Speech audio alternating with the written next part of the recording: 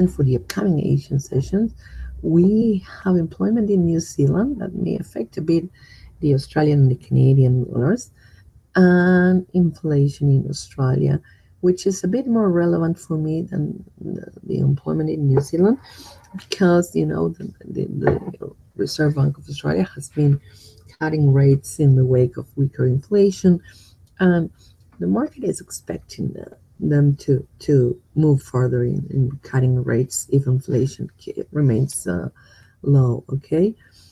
Employment for the United Kingdom also Wednesday morning will be quite interesting, because again we are talking about June data. It's We are starting to see post-Brexit figures, right? But I would expect this one not to be as good as we had today in inflation. I would expect a miss in year or a decline in the number of employment and the unemployment rate, because I would expect them. I'm suspecting, right, that companies didn't hire as much as they used ahead of a Brexit vote, right? We're all in wait and see mode, and the United Kingdom most. As I said, Fed minutes will be released also tomorrow. Quite interesting, of course. Market will be looking for clues about the next rate hike, if we have an upcoming rate hike. Uh, a hawkish stance, I mean, right? Something really positive coming from them, which seems unlikely. Um, then the market will suspect the rate hike will come forward, and therefore favor the greenback. If it not, the inverse scenario will be seen. Thursday morning, Australian employment figures will be the most relevant data during that Asian session. Uh, that the market is keeping an eye on Aussie. I said this many times, and I still believe it.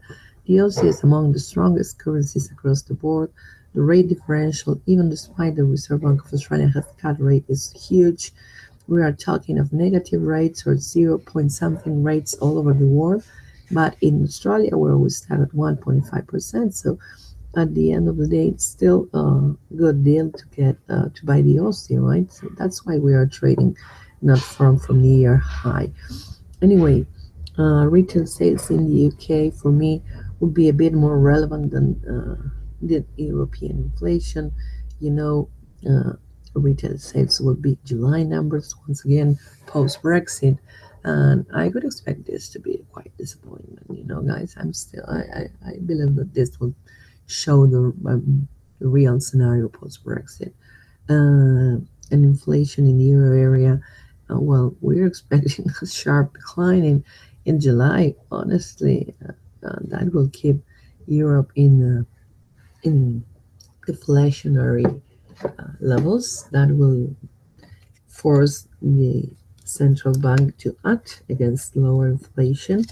And the fact is that the European Central Bank, has not much more to do about the negative inflation. So I guess that a negative number in year worse than expected, or around what we're expecting, will uh, put in trouble at euro bulls, right? And it's not expecting much gains from common currency if inflation is a miss. Still, as I was saying, I don't believe that this has been a great market mover, and will probably will remain so. Okay. The week will end with inflation in Canada, right? Expected pretty much unchanged, but at nice, healthy levels. So that could favor further Canadian dollar gains, particularly as the currency is gaining big with the latest recovery in oil prices. Okay,